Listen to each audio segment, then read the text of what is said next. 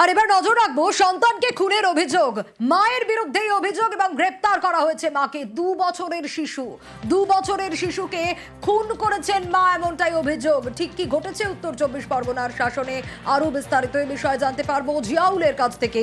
জিয়াউল, এই মর্মান্তিক ঘটনা, কি অভিযোগ? একদম দেখো, বিবাহ বহির্ভূত সম্পর্কের জেরে নিজের সন্তান, 2 বছর 4 মাসের সন্তানকে একেবারে পুকুরে জলে ফেলে দিয়ে সেখানে খুন করলেন, এমনটাই অভিযোগ করলেন তার বাবা। অর্থাৎ এই অভিজিৎ হালদারের অভিযোগ যে তিনি ভদ্রেশ্বরের বাসিন্দা, তার স্ত্রী এবং তার 2 সন্তান। কিন্তু মাস 2 আগে তার স্ত্রী মিতা সেখান থেকে শাসনের মিত পুকুরে চলে আসেন। অবৈধ সম্পর্কের জেরে তিনি যুবকের সঙ্গে থাকতে শুরু করেন এবং 2 মাস আগেই এই শাসনের মিত পুকুরে এসেছেন। তারপরেই যে বাচ্চাটিকে নিয়ে এসেছিলেন, শিশুটাকে নিয়ে এসেছিলেন, সেই শিশুকে জানাচ্ছেন যে তিনি জলে ডুবে মারা গেছেন। এখানেই অভিজিতের স্পষ্ট অভিযোগ যে তিনি বিবাহ বহির্ভূত সম্পর্কের জেরেই তার সন্তানকে জলে ডুবিয়ে হত্যা করেছে তার মা, এবং তিনি ইতিমধ্যে শাসন থানায় অভিযোগ দায়ের করেছে। কিন্তু সমস্ত অভিযোগ অস্বীকার করেছেন যে সত্যি তিনি জলে পড়েছেন, ফলে তিনি জানতেন না তার ছেলে জলে পড়েছেন, ফলে তিনি মারা গেছেন। এবং তার স্বামী যে অভিযোগটা করছে সম্পূর্ণ ভিত্তিহীন। ইতিমধ্যে কিন্তু শাসন থানায় অভিযোগের ভিত্তিতেই মিতা হালদারকে গ্রেপ্তার করে শাসন থানার পুলিশ। আমার বাচ্চাটা ওই হওয়া থেকেই ডাক্তার বলছে মেডিকেল চন্দননগর থেকে ও বাঁচবে না।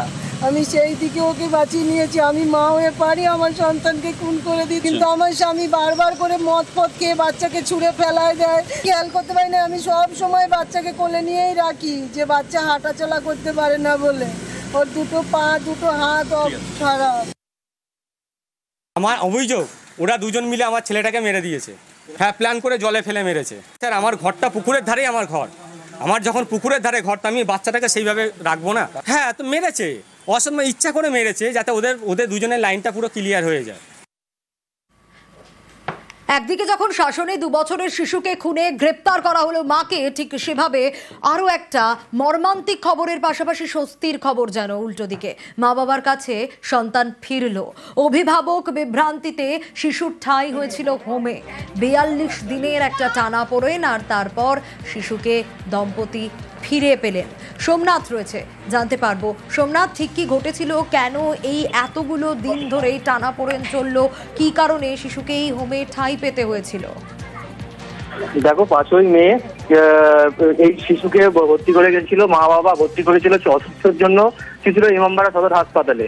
তারপরেই তার মায়ের মানে তার দিদিমার হঠাৎ করে তার অসুস্থ হওয়ার জন্য এখান থেকে চলে যেতে হয়। তার বাবা এবং মা চলে যায় উড়িষ্যাতে, এবং তার জেঠু জেঠিমাকে দায়িত্ব দিয়ে যায় যে দেখভালের জন্য, বা দায়িত্ব দিয়ে যায় যে হাসপাতালে খোঁজ খবর নেওয়ার জন্য। যখন তার 2 দিন বাড়ি যখন সুস্থ হয়ে যায়, হাসপাতাল ইমামবাড়া হাসপাতালে যখন ছুটি দেয়, তখন যখন বাবা মা ভর্তি করেছিল তার অ্যাটেন্ডেন্স এবং তার সই সিগনেচার, বাবা মার সিগনেচার দিয়ে ভর্তি করেছিল। তারপরে যখন জানতে পারে যে এবার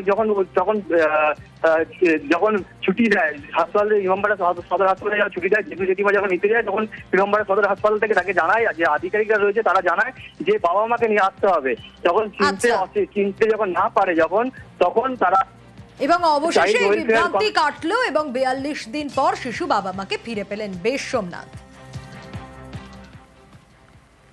আমি 4 তারিখে বাচ্চাটাকে চুচুড়া হসপিটালে নিয়ে গেছিলাম, 4 তারিখ ভর্তি করেছিলাম। তারপরে আমার ওখান দেশে থেকে ফোন এসেছিল, আমার শাশুমা একটু শরীর খারাপ ছিল, ওই জন্য আমরা 2জন চলে গেছিলাম দেশে। ডিসচার্জ সময় আমরা ছিলাম না।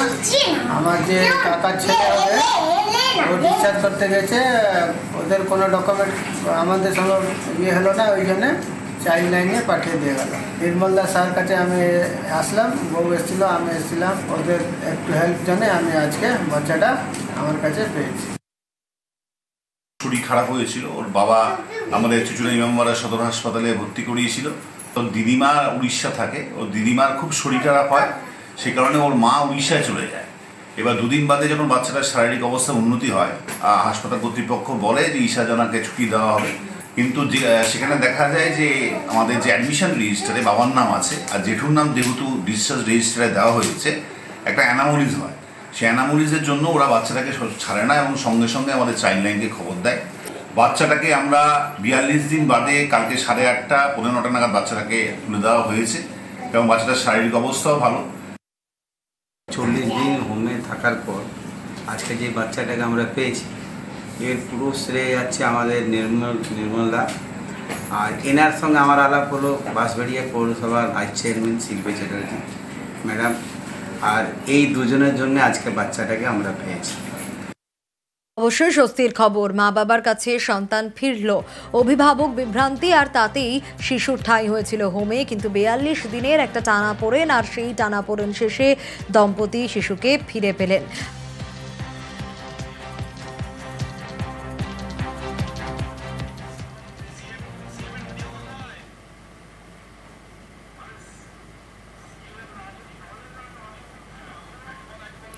পাঁচই মে 2.5 বছরের শিশুকে হাসপাতালে ভর্তি করা হয়েছিল। চুচুড়া ইমামবাড়া হাসপাতালে মা বাবা ভর্তি করেছিলেন। শিশুর দিদিমার অসুস্থতার কারণে ওড়িশায় পরিবার চলে যায়। তাই শিশু সুস্থ হওয়ার পর হাসপাতালে জেঠু আনতে যান, কিন্তু অভিভাবকের নাম নিয়ে বিভ্রান্তি তৈরি হয়, আর তাতেই জটিলতা। শিশুকে নবগ্রাম হোমে চাইল্ড ওয়েলফেয়ার কমিটি রেখে আসে। শেষমেশ প্রশাসনের হস্তক্ষেপ, 42 দিনের একটা টানাপোড়েন শেষে সন্তানকে ফিরে পেলেন বাবা মা।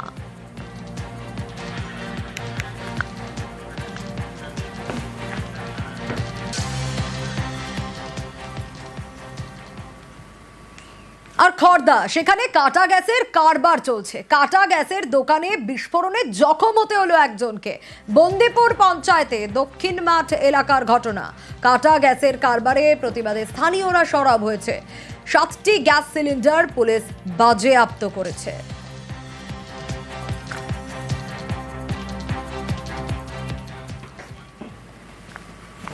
এখানে গ্যাসের কাজ হয়, কাজ হওয়ার পরে একটা অ্যাক্সিডেন্ট হওয়ার পরে গ্যাসটা লিকেজ করে কোনো রকম আগুন চলে যায়। গ্যাসটা নিয়ে আগুন যাবে, আপনি গাছপালা দেখুন সব আগুন জ্বলে গেছে।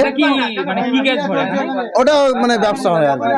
হ্যাঁ ইয়েস এখানে হ্যাঁ, তাহলে আগুন ধরে গেছিল, ওখানে আগুন ধরেছে, এখানে এসে ফেলেছে বাস। কখন সেটা? রাত 11টার সময়। তারপরে তোমরা কি আতঙ্কিত? আমরা ঘর বাড়ি জিনিসপত্র পর্যন্ত পড়ে গেছে। প্রশাসনিকভাবে আমি যত আছে সমস্ত জায়গায় জানাবো, এবং প্রশাসনিকভাবে এটা দেখার বিষয় আছে। কারণ হচ্ছে এই ধরনের ইনসিডেন্ট বা এই ধরনের কারবার যদি হতে থাকে তাহলে আগামী দিনের জন্য ভালো না। ধূপগুড়িতে মডেল অঙ্গনওয়াড়ি কেন্দ্র তৈরি হবে, কিন্তু কিভাবে হবে? কাজ তো 3 বছর ধরে বন্ধ হয়ে গেছে। ঠিকাদার সংস্থার বিরুদ্ধে অভিযোগ। এই সেই ছবি। এই 3 বছর আগে ঠিকাদার নাকি উধাও হয়ে গেছেন কাজ এইটুকু ফেলে রেখে। তার ফলে কি হচ্ছে? তার ফলে কোথায় হচ্ছে? ইতিমধ্যে তো ক্লাস হচ্ছে কোথাও একটা, অন্য একজনের বাড়িতে ক্লাস হচ্ছে। দেখুন সেই বাড়িতে কিভাবে মিড ডে মিলের রান্না চলছে, এবং 5 বছর ধরে গ্রামের একটি বাড়িতেই এই আইসিডিএস কেন্দ্র চলছে, যে ছবিটা আপনাদের দেখাচ্ছিলাম। আর স্বাভাবিকভাবেই পরিষেবা না থাকায় সমস্যা তো হচ্ছেই। বলছিলাম যে জমিতেই বিল্ডিংটা হচ্ছে, কনস্ট্রাকশনটা হচ্ছে, এটা জমি টাকার জমিটা, এটা কালীবাড়ি কমিটি। এটা জানা যাচ্ছে যে আইসিডিএস সেন্টার জন্য বরাদ্দ করা হয়েছে, কিন্তু কাজ কত বছর ধরে বন্ধ হবে? 3 বছর থেকে বন্ধ হচ্ছে কাজ। 3 বছর ধরে বন্ধ হচ্ছে, মানে ঠিক কি কারণে, কেন বন্ধ আছে কি জানেন? আমি তো ওটা কিছু বলতে পারি না, কন্ট্রাক্টরের কাজ। এখন কন্ট্রাক্টর আসে না, কাজ একটু করে চলে গেছে। আপনাদের অভিযোগটা কি? আমাদের যে কাজটা চালু হয়েছে, কাজটা সেন্টারটা চালু হওয়া দরকার। আমাদের এটাই অভিযোগ। মানে এই সেন্টারে যে খাওয়া দাওয়া বা ক্লাস অঞ্চলে কারো বাড়িতে আপনাদের বাড়িতেই তো সেন্টারে রান্না হচ্ছে। আচ্ছা, কত বছর ধরে এরা আপনার বাড়িতে রান্না করছে? বহু বছর হইতেছে, কিন্তু আমার ঘরে রান্না হইতেছে 8-9 বছর। 8-9 বছর আপনার ঘরে রান্না হচ্ছে। আচ্ছা, এতে আপনাদের কি সমস্যা হচ্ছে? এতে করে সমস্যা বলতে এক রান্নাঘরে এইটুকে আমাদেরও রান্না করতে লাগে। আচ্ছা, ওদের রান্না বিনিময়ে আপনাদের কোনো কিছু দেয় কি সেন্টার? না, কিছু দেয় না, এভাবেই করছে। রকি রয়েছে আমার সঙ্গে, আরো ডিটেল জানতে পারবো। রকি, এই যে বাড়ি, এই বাড়িতে 5 বছর ধরে আইসিডিএস কেন্দ্র চলছে, কিন্তু কেন ঠিকাদার 3 বছর আগে অর্ধেক কাজ ফেলে পালিয়ে গেলেন? এই ঠিকাদার সংস্থার কারোর সঙ্গে কোনো যোগাযোগ করা গেছে?